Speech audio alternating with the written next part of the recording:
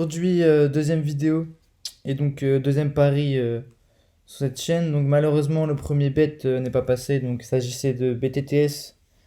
Les deux équipes marquent sur le match Portugal-France. Donc malheureusement, on a vu un match avec beaucoup d'occasions, des poteaux de chaque côté et un petit but sur un score de 1-0 pour la France. Donc on va dire que la réussite n'a pas été de notre côté. Je pense que l'analyse était correcte, très correcte même. Mais bon, c'est les risques du pari. Donc on commence tout de suite à se rattraper sur ce premier match, donc Gijón Vallecano, donc de deuxième division espagnole. Donc on voit ici les cotes déjà, donc 2,55 pour Gijón, ce qui je trouve est énorme, on va le voir pourquoi. Donc un bilan à domicile plus que positif, car elle se classe troisième égalité, donc égalité avec Mallorca qui a un match de retard, donc elle peut passer devant. Et Vallecano qui se classe, elle, 18e. Donc un bilan avec 4 défaites et un nul et une petite victoire lors de son premier match à l'extérieur. Mais avantage clairement pour Gijón à la maison avec une très grosse cote qui est sortie à 1,80 et qui est montée à 2,55. Je ne sais pour quelle raison. Tout le monde est là. Le buteur qui est Djurdjevic, donc l'attaquant de Giron est là. Donc je ne sais pas pourquoi la cote est comme ça, mais c'est bien pour nous. Donc on va assurer avec le nul ou Giron à 1,32. Donc combiné à cela, ce sera le match de 21 h donc, en ATP Finals à Londres. Donc le match Medvedev-Zverev. Donc un match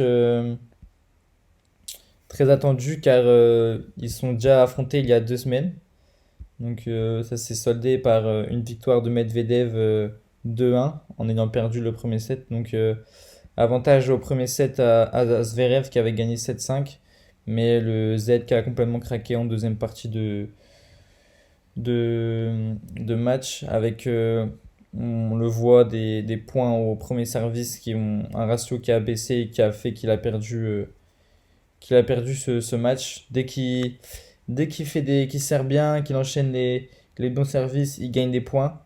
Mais dès que son pourcentage baisse, ici on voit 67%, il perd les points. Et encore là, ici il diminue 41% au premier service au troisième set. Donc qui laisse aucune chance à Zverev, car Medvedev qui montait en puissance alors qu'il restait sur un tête-à-tête mitigé. Donc 1, 2, 3, 4, 5 victoires de Zverev et une seule de Medvedev, donc la deuxième de Medvedev sur cette finale-là. Donc ce qui est positif pour lui.